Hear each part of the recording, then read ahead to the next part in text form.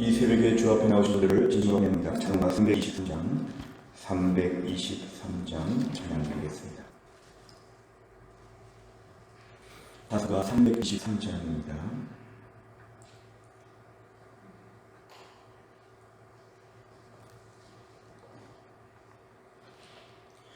푸른바다 나서니 몸 어디든지 가오리다. 괴로우나 즐거우나 주만 따라 가오리니 어느 누가 막으리까. 죽음인들 막으리까. 어느 누가 막으리까. 죽음인들 막으리까. 아골골짝 힘들어도 복음 들고 가오리다.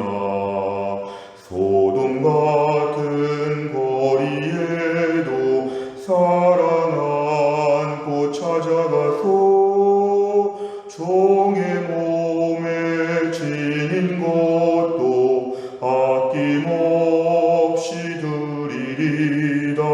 종의 몸에 지닌 것도 아낌없이 드리리다. 존귀 영광 모든 권세 주님 홀로 받으소서. 멸시천대 십자가는 제가 지고 가오리다. 이름 없이 빛도 없이 감사하며 섬기리다. 이름 없이 빛도 없이 감사하며 섬기리다. 아멘. 하나님 말씀은 예레미야 20장 7절부터 18절까지입니다. 예레미야 20장 7절 구약성경 1082페이지에 있습니다.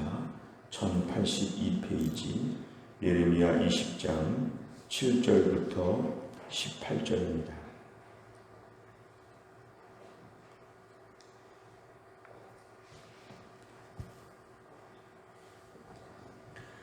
예레미야 20장 7절부터 18절까지의 말씀을 한 줄씩 교독하겠습니다.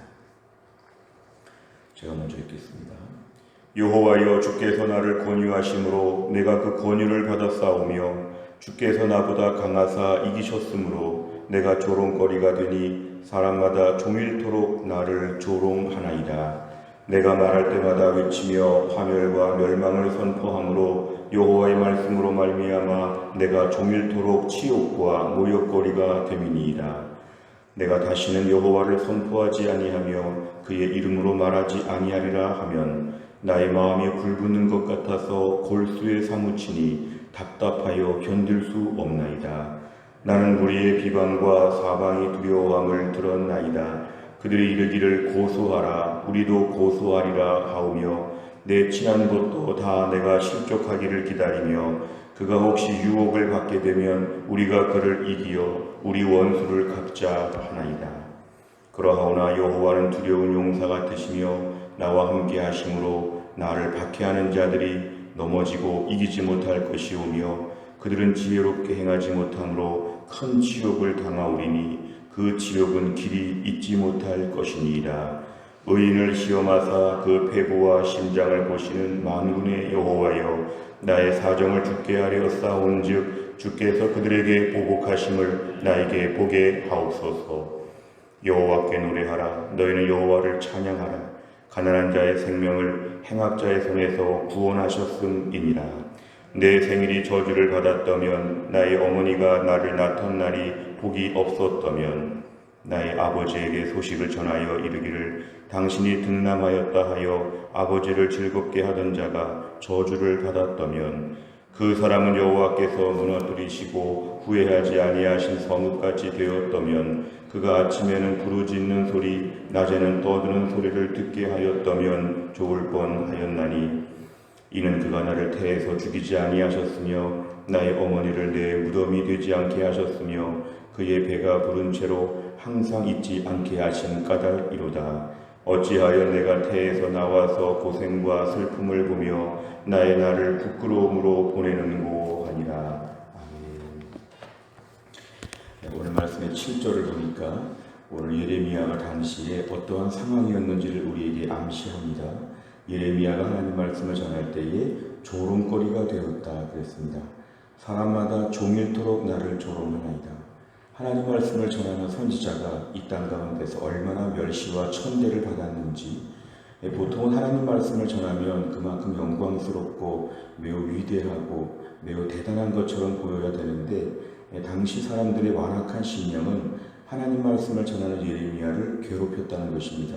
특별히 8절에 보니까 특별히 파멸과 멸망에 대하여 선포한다. 예레미야의 메시지를 보시면 우리도 지금 느끼는 바와 같이 계속 멸망할 것이다. 재앙이 올 것이다. 너희가 믿음으로 똑바로 살지 않아서 다 포로가 될 것이다. 이런 이야기를 계속하니까 사실은 말할 때마다 외친다는 것은 예레미야의 메시지의 대부분이 다 이것입니다. 너희가 앞으로 벌받을 것이다.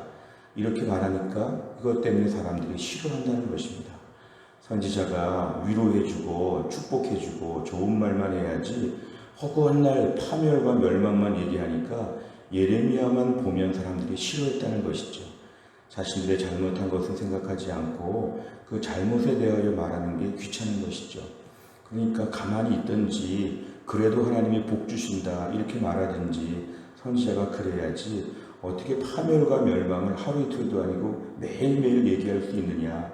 8절에 보니까 내가 종일토록 하루 종일 매일매일 치욕과 모욕거리가 된다. 선지자가 참 어려운 환경에서 지금 사역한다는 걸 우리가 암시하고 있습니다. 9절 말씀을 보면 그럼에도 불구하고 예레미야의 불같은 마음이 이것입니다. 내가 너무 힘들고 어려워서 여호와를 선포하지 아니하겠다. 다시는 하나님의 이름으로 말하지 않겠다. 이런 말씀을, 이런 생각을 조금이라도 하게 되면 때때로 나의 마음이 불붙는 것 같다. 그러니까 이게 바로 선지자의 특별한 열정입니다.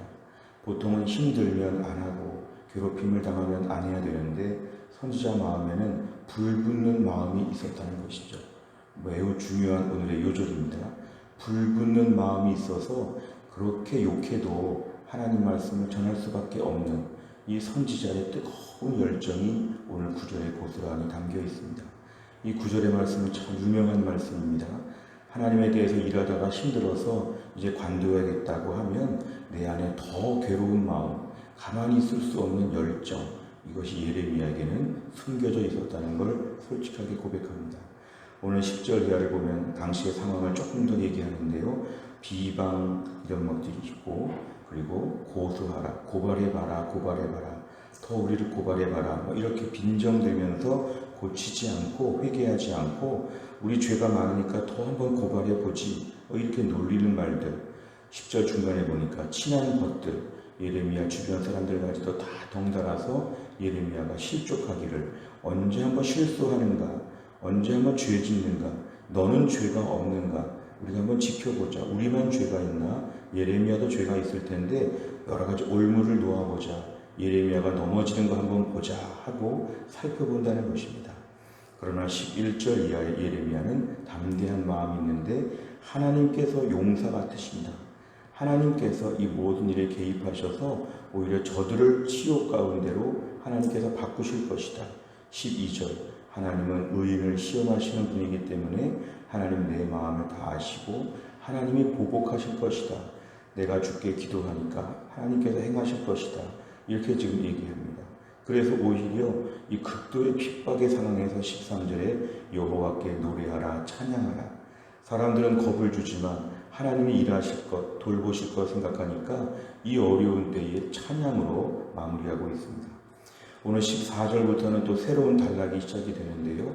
7절부터 13절까지가 예레미야의 불평과 고민 중에서 한 5번째쯤 된다면 오늘 14절 이하에는 한 6번째 정도 되는 예레미야의 불평과 염려와 자기 회의에 빠진 이야기를 합니다. 이건 뭐냐 하면 내가 왜 태어났을까 그런 것입니다. 14절부터 18절은 내가 태어나지 않았으면 이 어려움을 안 봤을 텐데 내가 태어나는 날이 없었더라면 18절에 보면은 고생과 슬픔을 지금 당하는 것을 보면 태어나지 않았으면 이런 건 모를 텐데 그런 면에서 당시 어려운 형편을 한 번 더 고백하는 것으로 본문이 마무리가 되고 있습니다. 오늘 내용관처럼 보시면 첫째, 예레미야가 사람들에게 조롱거리가 된 이유는 무엇입니까? 8절에 보면은 말할 때마다 파멸과 멸망을 선포하니까 듣는 사람들이 매우 싫어했다는 것입니다. 두 번째로 보면 예레미야는 고통 중에서 자신의 무엇을 저주합니까? 14절 이하는 이 땅에 태어난 것, 태어나지 않았으면 이 어려움이 없었다고 하는 이런 솔직한 고통에 대한 이야기입니다. 세 번째로 보면 예레미야가 자신의 생일까지 저주할 수밖에 없었던 이유는 무엇입니까? 오늘 본문에 계속 등장하지만 조롱을 많이 받는다. 7절에서 8절에서 치욕을 많이 받고 있다. 18절에서 고생과 슬픔이 너무 많다. 그러니까 너무 힘들었다는 거죠. 우리가 오늘 본문을 보면서 예레미야가 왜 이렇게 믿음이 없나 이렇게 생각할 수 있지만 이렇게 좀 보면 좋겠습니다. 예레미야가 위대한 선지자지만 인간적으로 볼 때 두려워하고 낙심하고 어려움이 있었다. 우리는 너무 선지자들을 이렇게 대단하게 볼 수가 있지만 예레미야도 그렇고 엘리야도 그렇고 힘들 때가 다 있었다는 것입니다. 오히려 그들이 믿음으로 승리할 수 있었던 것이 자기 힘이 아니었다는 거죠. 예레미야와 엘리야, 많은 선지자들, 심지어 모세, 많은 사람들은 솔직하게 힘들다, 어렵다 이런 고백들을 늘 합니다. 그럴 때마다 알 수 있는 것은 이들이 이렇게 연약하고 힘든데도 하나님의 일을 감당할 수 있었던 것은 하나님의 능력이었다.